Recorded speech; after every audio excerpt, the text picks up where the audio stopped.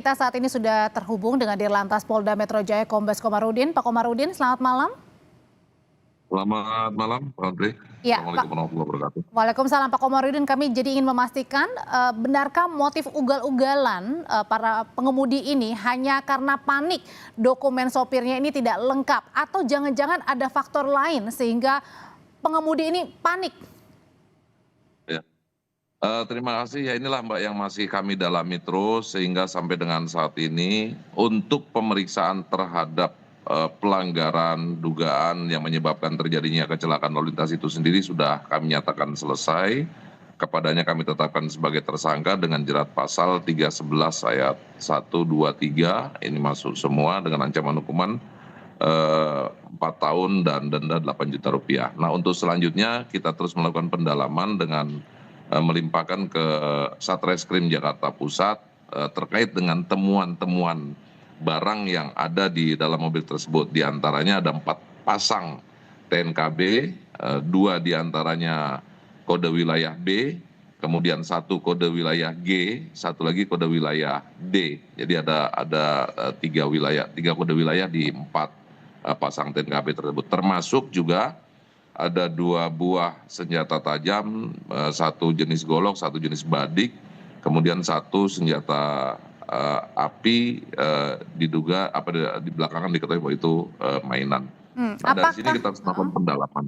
Kalau memang kita lihat itu karena beralasan hanya takut karena tidak punya SIM, rasanya selama ini kita juga banyak menangani pelanggar-pelanggar yang karena memang tidak punya SIM, adik-adik di bawah umur yang sudah bawa motor, sepertinya tidak setakut atau tidak senekat itu. Bukan hanya 1 ruas jalan, Mbak, ada 3 ruas jalan yang diterobos. Pak Komarudin. Yang pertama, ya. Ya, apakah ini ada yang menduga jangan-jangan ini mobil dari hasil curian?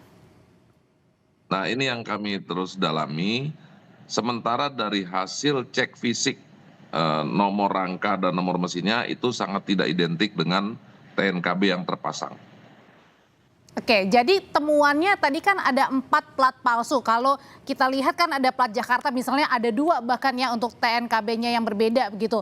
Nah ini dugaannya mengarah kemana, Pak Dir?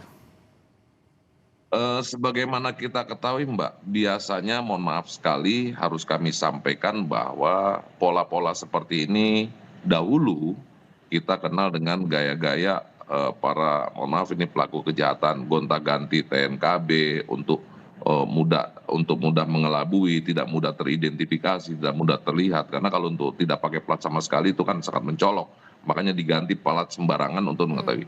Kemudian pola seperti modus berikutnya yang biasa digunakan ini adalah kendaraan-kendaraan nunggak leasing biasanya, ya gonta-ganti plat supaya tidak terdeteksi. Kemudian juga kendaraan-kendaraan yang biasanya terjadi di kota besar seperti menghindari ganjil genap. Nah, ini biasanya gonta-ganti plat, itu pelanggaran seperti itu.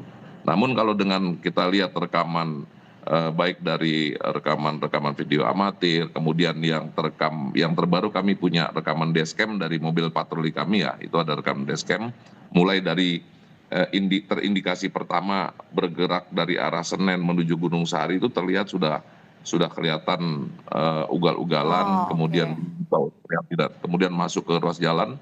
Ruas jalan pertama yang dilanggar itu ruas jalan Gunung Sahari 5. Gunung Sahari 5 itu jalur padat 1 arah, ini yang diterobos. Itu jalur yang cukup panjang, ya itu sangat nekat sekali. Kemudian jalan kedua ruas jalan Dr. Sutomo, itu yang simpang 4 simpang 4 Pasar Baru yang menuju ke kantor pos. Itu kan jalan lebar, yang dimasuki jalan yang sebelah kanan, bukan sebelah kiri yang sebagaimana lazimnya orang Indonesia atau kita semua berkendara pasti ngambil jalan kiri. Ini jalur yang di sebelah kanan yang memang pastinya akan berhadapan-hadapan dengan kendaraan. Itu jalan yang kedua. Kemudian ruas jalan terakhir, itulah ruas jalan yang dia lalui di Jalan Gunung Sari, mau tembus ke depan karena lampu merah, dia putar balik di jalur yang sama, yang akhirnya terhenti masyarakat yang memang sudah sangat geram sekali dengan perilaku yang sangat mengancam keselamatan pengguna jalan lain. Ini kan kalau dari pengakuan pengemudi atau tersangka,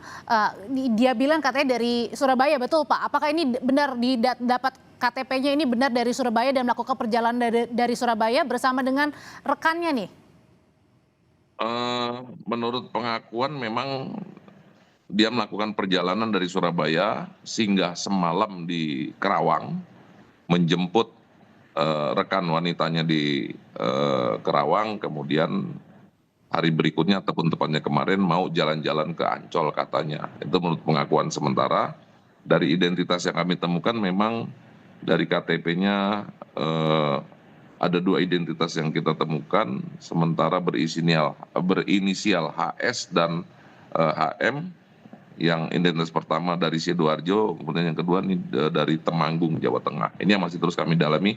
Nah, dari temuan-temuan inilah kenapa sampai dengan saat ini masih dilakukan pendalaman oleh jajaran Satreskrim Jakarta Pusat. Oke, jadi masih banyak kejanggalan ya setelah ditetapkan sebagai tersangka dalam hal ini Undang-Undang Lalu Lintas karena ditemukan tadi 4 tanda kendaraan bermotor yang berbeda-beda, kemudian juga 2 identitas yang berbeda termasuk ada beberapa senjata yang ditemukan di dalam mobil. Terima kasih Dirlantas Polda Metro Jaya Kombes Komarudin. Terima kasih, Mbak Andri.